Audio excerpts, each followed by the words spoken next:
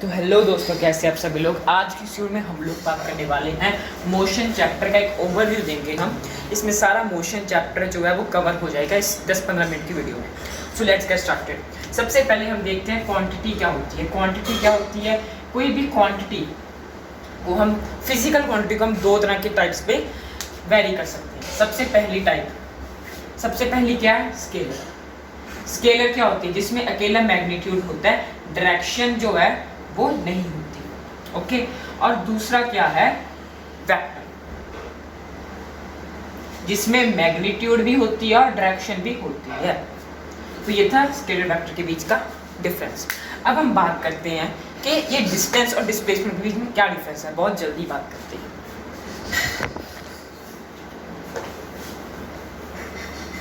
सो ये distance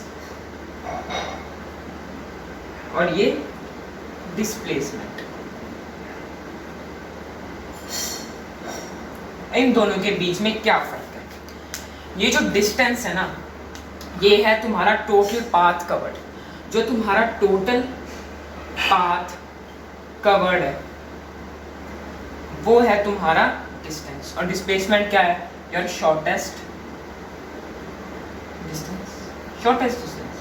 but ये क्या है? एक वेक्टर क्वांटिटी है और ये क्या? एक स्केलर क्वांटिटी है। अब जो मैं चीज यहाँ पर एक्स्ट्रा बताने वाला हूँ वो ये है कि हमें पता है डिस्प्लेसमेंट जो है वो या तो इक्वल टू होगी या शॉर्टर होगी देन डिस्टेंस, है ना। तो इससे हम एक चीज ड्राइव कर सकते हैं कि पूछ ले डिस्प्लेसमेंट डिस्टेंस का रेशियो क्या होता है। तो हम तुम इधर लेकर आ जाओ। तो ये डिस्प्लेसमेंट अपॉन डिस्टेंस क्या बनेगा? The ratio of the displacement to distance is always less than or equal to 1। इसलिए का बन डाल दो, वही चीज यहाँ पर कर दो। अगर पूछे the ratio to distance to displacement is always greater than or equal to 1, simply। अच्छा, आगे क्या बात करते हैं? आगे बात करते हैं हम स्पीड और वेलोसिटी के बारे में। स्पीड क्या होती है? स्पीड हमें पता है, किसी भी चीज की स्पीड है मीन्स उसका डिस्टेंस कितना ट्रैवल हो रहा है कितने टाइम में, उसको हम क्या कहते हैं? स्पीड कहते हैं। और उस दूसरी क्वांटिटी जो इसके ही साथ में बस एक डायरेक्शन के साथ आ जाती है, वेलोसिटी। वेलोसिटी क्या होती है? What is velocity? वेलोसिटी क्या होती है? देखिए, जो वेलोसिटी होती है वो सेम यही चीज होती है, बस डिस्टेंस की जगह यहाँ पर आ जाएगा डिस्प्लेसमेंट।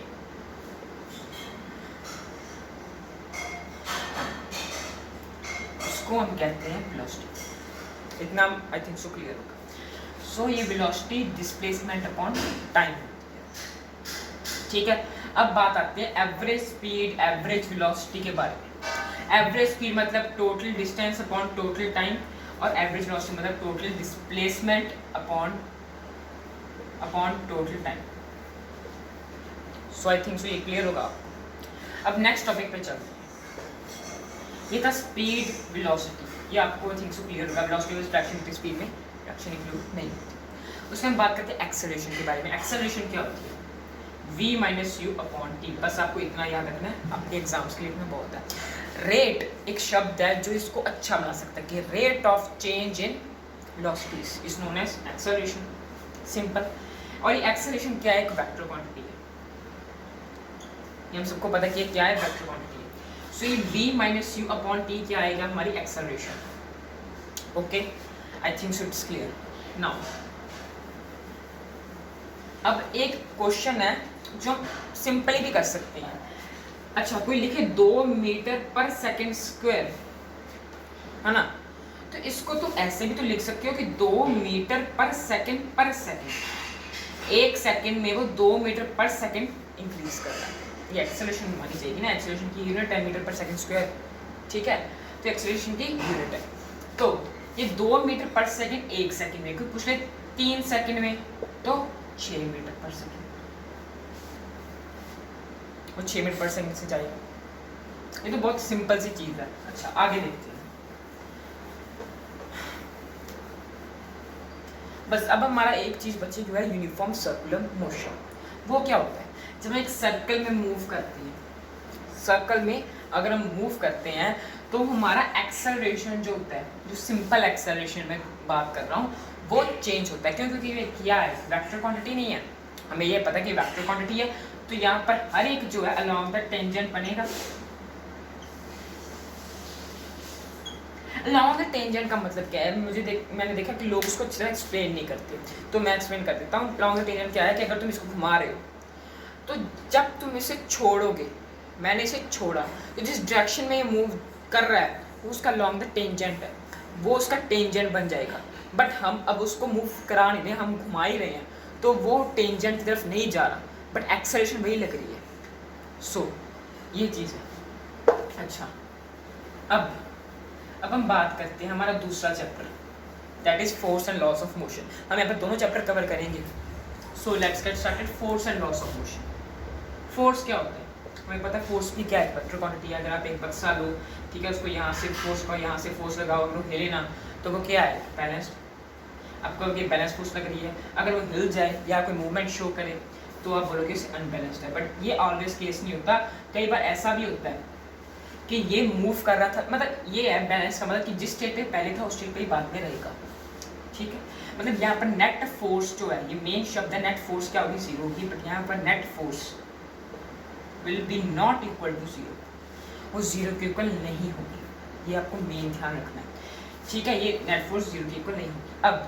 अब जो किसी भी स्कूल में इतने अच्छे से एक्सप्लेन नहीं होता, वह है गैलीलियो का एक्सपेरिमेंट, इनर्शिया के बारे में। वो मैं आपको बहुत ध्यान से अच्छे तरीके से समझा देता हूँ।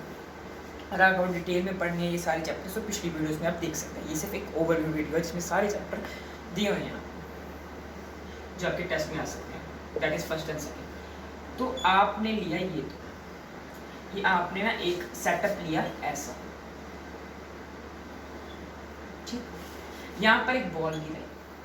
अब आप क्या देखते हो कि वो बॉल जो है वो ऊपर ना, आप ऐसे फेंका तो ये ऐसे गई,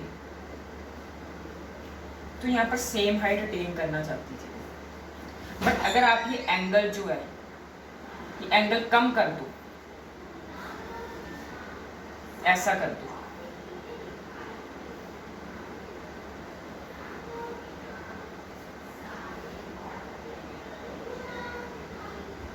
तो ये सेम हाइट अटेन करने के लिए ज़्यादा डिस्टेंस भी कवर कर लेगी।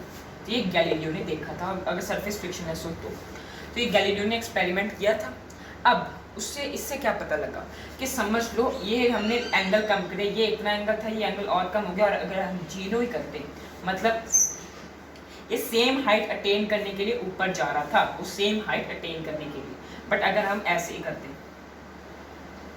तो एक बॉल जब जाएगी वो कभी रुक ही नहीं पाएगी, अगर फ्रिक्शन लेस सरफेस है तो। क्यों रुक नहीं पाएगी? क्योंकि इनर्शिया लगेगा। अब इनर्शिया यहाँ पर क्यों लगी? इनर्शिया की एक बेस्ट एग्जांपल है। क्यों? यहाँ पर ये एंगल कम कर सकते थे, सेम हाइट जाती थी, बट यहाँ पर जब ऐसा एंगल करे तो ये कभी उस हाइट तक पहुँच ही नहीं पाएगी, तो ये हमेशा जाती रहेगी। ये चीज़ अच्छी तरह से नहीं पढ़ाते हैं। और दूसरे क्या नहीं पढ़ाते हैं कि सेकंड, जो तुम्हारा सेकंड लॉ है उस पर फर्स्ट लॉ छिपा हुआ है। कैसे? हमें पता है force is equal to mass into acceleration. Force is equal to mass into acceleration, we know that. अब force is equal to M V minus U upon T, ये भी हमें पता है। अब फोर्स, एक्सटर्नल फोर्स हम अगर जीरो मान, क्योंकि वही कहते हैं ना, इनर्शिया में यही कहते हैं कि भाई इनर्शिया ना वो होता है जब एक्सटर्नल फोर्स को ना लग रही हो तो जो पहले था वो वैसे ही रहेगा, है ना। तो जीरो कर लेते हैं, क्या बन रहा है? M V minus M U upon T. अब ए एम यू को इधर ले जाते हैं, टी को एक बार काट देते हैं, क्योंकि टी का हमारी यहाँ जरूरत नहीं है, टी हमारे यहाँ जरूरत नहीं है, तो टी काट दिया हमने। M V is equal to M U. अब मास सेम है तो ये काट दिया, तो क्या बच गया? V is equal to U. तो जो पहले था वो वैसा ही रहेगा जब एक्सटर्नल फोर्स जीरो होगी। यही तो हमारा फर्स्ट लॉ था। कहाँ से हमने ड्राइव किया? सेकंड लॉ से। तो ये किसको बोलेंगे? ये क्या है? First law contained in second law. तो ये सेकंड लॉ हो गया आपका। अब थर्ड लॉ क्या कहता है कि भाई जितना आपने फोर्स लगाया था उतना ही आपको उसका एक्शन, जितना किया था उतना ही रिएक्शन मिलेगा, और वो भी किस डायरेक्शन में? अपोजिट डायरेक्शन में। अगर मैं यहाँ पर धक्का लगा रहा हूँ तो मुझे रिएक्शन मिल रहा है, बट एक पॉइंट हमेशा याद रखना, एक बात हमेशा याद रखना कि वो रिएक्शन तुम फील करो, ये हर बार जरूरत नहीं होता। कई बारी वो रिएक्शन एक्शन पे डिपेंड करता है। अगर मैं ये दीवार को अपने हाथ से मार रहा हूँ, मुझे रिएक्शन फील नहीं हो रहा वैसा, बट अगर बुलडोजर कर रहा हूँ तो उससे रिएक्शन फील होगा। एक्शन का मुझे रिएक्शन नहीं मिला था पहले, क्योंकि मेरा एक्शन उसके इतने कैपेबल नहीं था। तो रिएक्शन हमेशा मिलता है, मेरी बात ध्यान सुन, रिएक्शन हमेशा मिलता है, बट वो हमें फील हो, वो जरूरी नहीं है।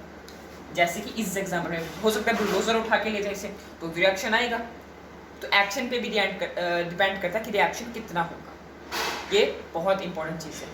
सो अब हम बात करते हैं कंजर्वेशन ऑफ लीनियर मोमेंटम, यानी कि मोमेंटम कंजर्व करना। वो क्या होता है? समझ लो एक ऑब्जेक्ट था, वो दूसरे ऑब्जेक्ट ऐसे जा रहा था, इसकी स्पीड ज़्यादा थी इसकी स्पीड से, तो जो टकराएंगे और टक्कर खा के वापस अगर आएंगे तो इन दोनों का लास्ट मोमेंटम और इन दोनों का फर्स्ट मोमेंटम का सम बराबर होगा। क्या इसे मैं इक्वेशन वाइज प्रूव कर सकता हूँ? क्या है इसका? है m1u1 plus m1v1 is equal to m2u2 plus m2v2। मुझे लगता है ये समझ आ रहा होगा। m1u1 प्लस m1v1 जो पहले था वही बाद में इज इक्वल टू का साइन आ गया। ये क्या है?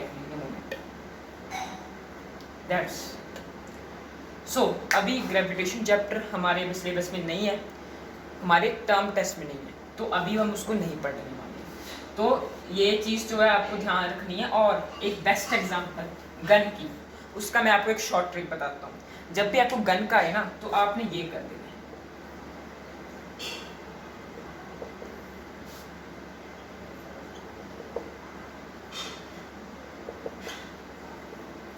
आपको जो रिक्वायर्ड वेलोसिटी कोई पूछे तो आपने ये फॉर्मूला बता दो। ये जो v बचेगा दूसरा v, तो यहाँ पर है ये m1 ये m2 ये माइनस का साइन, क्योंकि वो रिटार्ड हो रहा है, वो नेगेटिव डायरेक्शन हम के लिए डिनोट करेंगे ये।